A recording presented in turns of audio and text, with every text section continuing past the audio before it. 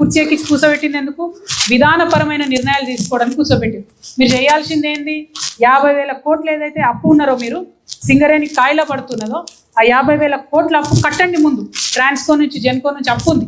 ఇది ఎందుకు అడుగుతా ఉన్నామంటే ఇవాళ మైన్ కాడికి పోతే మా కార్మికులు చెప్తున్నారు, ఒక పనిముట్టు ఏ పనిముట్టు అడిగినా కూడా డబ్బులు లేవు, బడ్జెట్ లేదు, మనకే గవర్నమెంట్ అప్పిచ్చేది ఉందని చెప్తున్నారని ఒక్కటంటే ఒక్క పనిముట్టు కూడా కనీసం ఇయ్యని పరిస్థితి ఉన్నది. దానివల్ల శారీరక శ్రమ కార్మికులందరూ కూడా పెరుగుతూ ఉన్నది. చాలా చాలా ఇబ్బందులు పడుతూ ఉన్నారు. బేసిక్ సెక్యూరిటీ లేకుండా పోతుంది. కాబట్టి ఖచ్చితంగా మీరు అసెంబ్లీలో హైదరాబాద్లో కూర్చొని ముందు అప్పు కట్టండి. అటువంటి విధానపరమైన నిర్ణయాలు చేయండి. డిపెండెంట్ ఎంప్లాయ్మెంట్ కోసం పెట్టే మెడికల్ బోర్డు నెలకు 2 సార్లు పెడతామని చెప్పి ఆ నిర్ణయం చేయండి.